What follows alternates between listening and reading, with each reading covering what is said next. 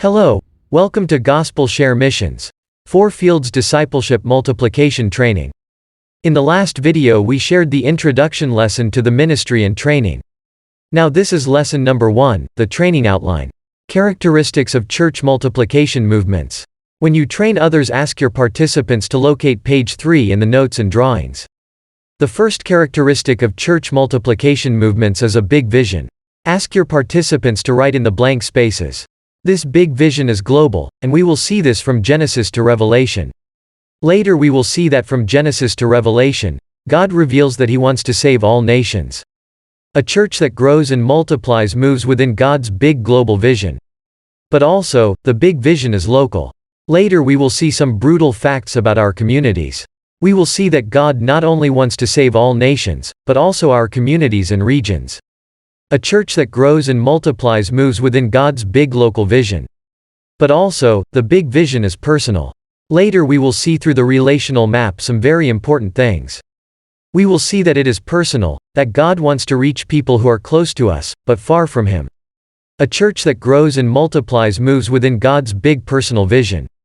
So, we have seen that the first characteristic of a church multiplication movement is that it has a big vision, global, local, and personal. A vision the size of God's vision. Now, the second characteristic of a church multiplication movement is to have a clear path to follow. Ask them to write. Clear path. Many leaders and churches sometimes walk without direction or in many directions getting nowhere. Later we will see that a church that moves towards growth and multiplication has determined a clear path to follow, simple, biblical, and reproducible. In our training, this clear path is the 4 Fields Discipleship. Ask your participants to write and draw on their sheet. The first field is called the empty field. This is the good soil, the receptive heart. The second field is the seeded field. We sow the seed of the gospel in that receptive heart. The third field is growing field. The new plants begin to grow. This is the new believers growing in Jesus.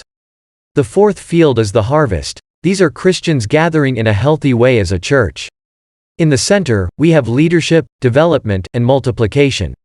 Some of the harvest seed is taken to prepare it to go to the empty field and repeat the process. We have seen that the second characteristic of church multiplication movement is having a clear path, simple, biblical, and reproducible. A clear path that leads us towards God's big vision, global, local, and personal. Now, the third characteristic of a church multiplication movement is that it has simple tools. You will be trained to train others with 12 simple tools in evangelism, discipleship, and leadership. We will find these tools in the 4 fields and in the center. Summarizing. The characteristics of a church multiplication movement are big vision, clear path, and simple tools. This sheet is the entire outline of our training. When you train others, do it within and according to these simple parameters. God bless you as you prepare to train others. See you in the next video for lesson number 2. Big vision, it's global.